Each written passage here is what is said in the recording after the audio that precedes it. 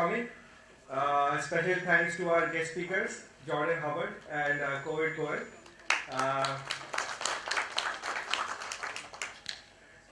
Big thanks to all of you, all our users, customers who have come today. I also want to thank iSpirit to help publicize this event. iSpirit is a non-profit that helps product startups in India.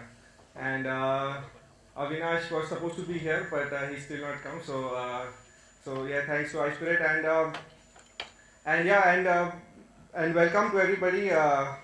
So ERP Next now is in a whole host of languages. We have 45 languages in which ERP Next is translated.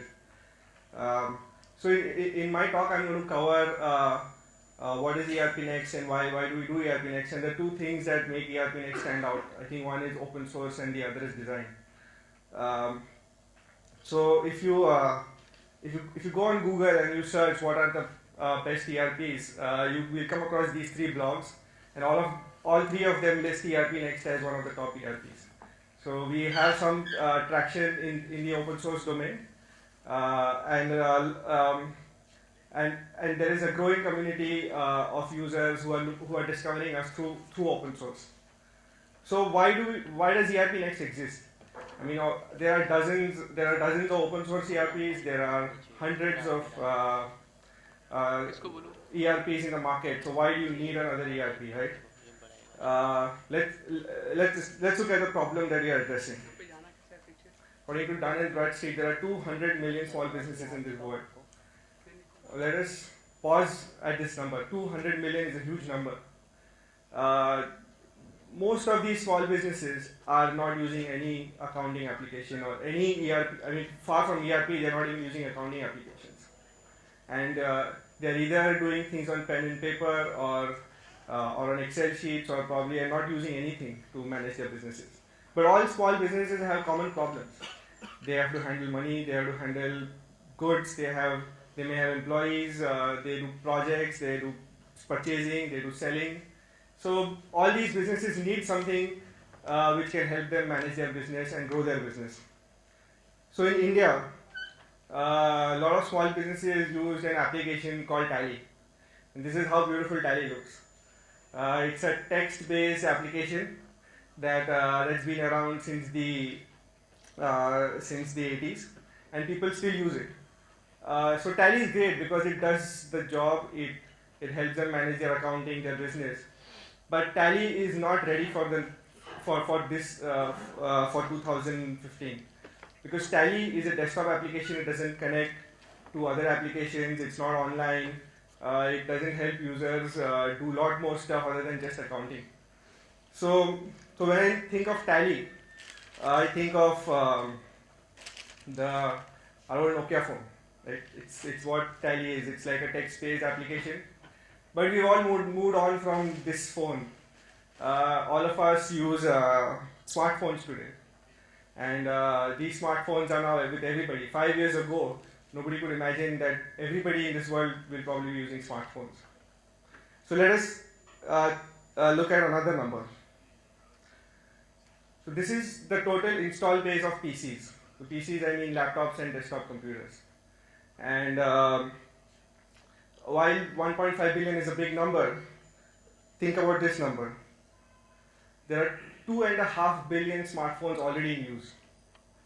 So smartphones have already eclipsed the PC as a primary computing tool that people use.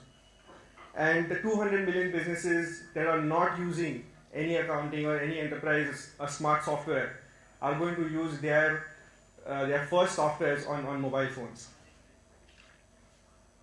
This number is going to go to 6 billion by 2020. And our phones are getting smarter every day. They have more power. It's just that all our software is still written for desktops and maybe even before. So one of the big things that we are going to do this year and take ERP Next forward is we're going to be a lot more mobile focused. We want to make ERP Next a mobile first application. We already launched our mobile app on Google Play Store and iOS App Store last month. and we're still testing it out. But a lot of our workflows are still desktop first. We want to really change it and make a mobile first environment going forward. So why do people choose ERP Next? Like I said earlier, there are hundreds of ERPs in the market, and our current estimate is there are probably close to 1,000 companies using ERP Next. Around 350 companies are customers of Frappe Technologies, and we assume based on the number of stars we have on GitHub and the number of people active on forums that the number of companies totally using ERP Next could be around 1,000. So why do people use ERP Next? And we ask this question to all of our users that why do you choose ERP Next? And this is the answer we get most times. When you talk about open source ERP, the elephant in the room is Odoo. Odoo is currently the biggest open source ERP. They have the maximum user base. They have the maximum number of partners, service providers in the world. But Odoo has some serious problems. So let us talk about this for a moment. How does ERP Next compare with Odoo? So I asked this question on the user forum a couple of weeks back, and we got a lot of interesting answers. The primary reason why people choose ERP Next over Odoo is it's easier to install and easier to use. Odoo is slowly going commercial. Their upgrades are always paid. So if you have an Odoo installation and if you want to upgrade it to the next version, you need to buy an enterprise license from Odoo to upgrade. And with their version 9 that came out last week, they are going to have a two-tier application. So the core is going to be open, but they're going to have a lot of good stuff which is going to be in the closed domain. So they're going to treat open source users as second-class citizens, and that presents a big opportunity for ERP Next to kind of take that space in the open source domain and really expand the user base. So another common thing we get a lot is people love using ERP Next. So there are two kinds of users who use this product. One is those who have never used an ERP. And the second is people who have used an ERP, who have tried many other ERPs, and they have finally discovered ERP Next. And what these people tell us is that ERP Next is great to use. It's really easy to use. It's very intuitive. Our focus has always been on design. Sukh Duggal is going to be here, and he's going to talk about design a lot more. But we really invested a lot in design in the last year, and we will continue to focus on design as a differentiator going forward. So this is again somebody said that ERP Next is the best ERP ever, but it's clearly not, right? But this is where we want to go. This is where we want to take ERP Next. We want this to be the best ERP, and we have a long way to go. I was talking with Dominic yesterday and saying that there are a few rough edges, and I say there are not a few, there are 1,000 rough edges in ERP Next, and we are not going to fix those edges by ourselves. And what we realize is that there has to be a better model. There has to be a better model that how we can really make ERP Next the best ERP. And there are primarily two directions. Either we can take venture funding, hire a whole bunch of developers, and really push the product development, or we can go the Wikipedia way. So this is a photo of Wikipedia committers, and Wikipedia is a really great resource. All of us really depend on Wikipedia. Anytime somebody asks us a question, oh, let's check Wikipedia.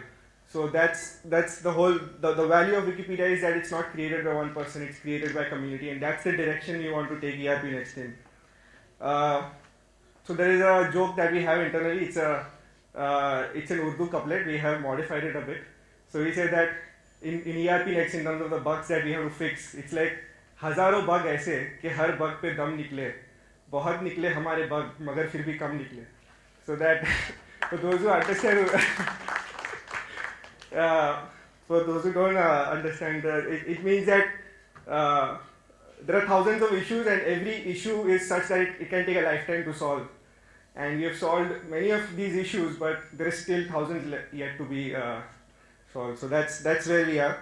And the thing we want to really do going forward in terms of open source is we want to remove barriers to contribution.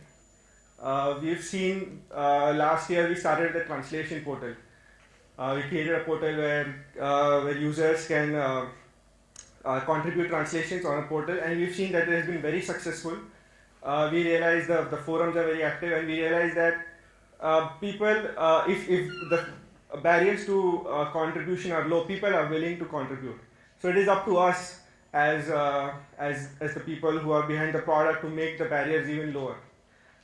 One area where we are really not focused is user contributed apps. We have with version 5 we started the app architecture where you can create an extension on ERP Next, but it's still really hard to discover apps on ERP Next. There are already lots of really nice applications people have created. Luis Fernandez from Portugal has created the Jasper integration. Indictrans have created integrations for LDAP. We ourselves have created a knowledge base. We've created a Mandrill integration, and recently going to launch a Shopify integration. So we believe that the way to really grow and build these integrations is by having a first-class app store. What I mean by first-class app store is that the apps, so all ERP Next users will have the app listing inside the app, and with one click they'll be able to install all apps from the community. And we hope that with this we'll see a lot more user contributed apps and really grow that direction. So the other big problem which we have been grappling with ever since ERP Next started is that how do we manage the conflict between open source and a business? A business is hard. Business is about livelihood. It's about doing salaries, and sharing is about giving it away. So how do we really reconcile with these two opposing goals? People have always talked to us about that, are you a non-profit or are you a for-profit company? And this is something we have been behind. It's been in our head for a really long time. When we see successful open source projects, they are all run by non-profits, and it gives people a lot more confidence, especially contributors, that they are contributing to a community and they're not really contributing to a private enterprise. So very soon we'd love to announce that we're going to start with an ERP Next Foundation.